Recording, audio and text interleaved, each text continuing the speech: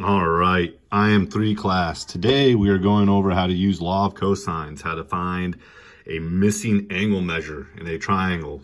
So yesterday, last lesson, we did how to find a side length using, here's the general formula for law of cosines.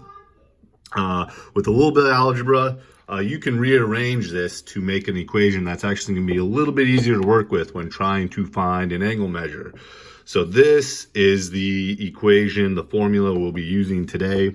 Cosine of theta is equal to b squared plus c squared minus a squared divided by 2 times b times c, where the a, b, and c are all side lengths, and then theta is the angle measure.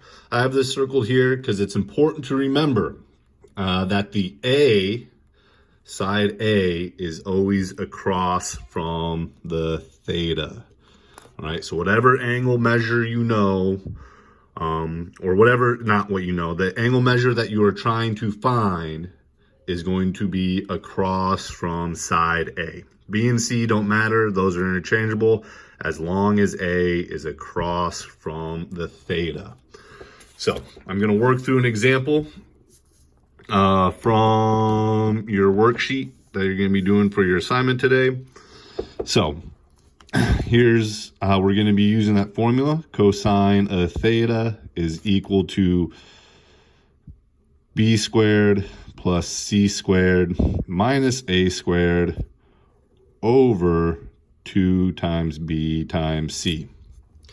So pay attention to what side you're trying to find, or angle rather you're trying to find. We're trying to find angle P, measure of angle P. So this is where my theta is going to be, angle P. And then side A is across from P. So this is side A. And then the B and C don't matter. So I'm just going to do B here, C here. All right. So just fill in the appropriate values. So cosine of theta is equal to, I'm going to put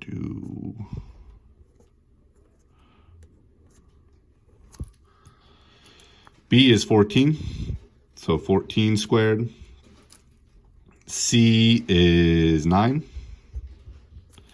and A is 6. And then back down the bottom, so this is going to be B is 14 again, and C is 9. All right. Continue working that out. So cosine of theta is equal to 14 squared is 196. 9 squared is 81. 6 squared is 36.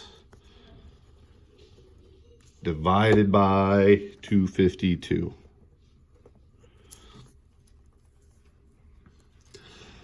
Simplify all that. So 196 plus 81 minus 36 is put in a calculator. That comes out to 241 over 252. Cosine theta. Then 241 divided by 252. I just put 256. 252. Put that in a calculator. That comes out to 0.956. And then the last step, just remember when you're solving for an angle measure with a trig function, you're going to use the inverse trig. So it's going to be the inverse cosine of both sides.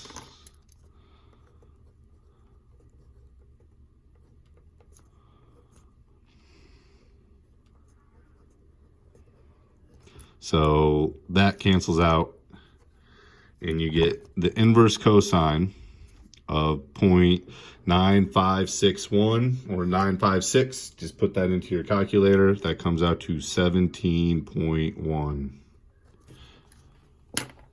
That is it.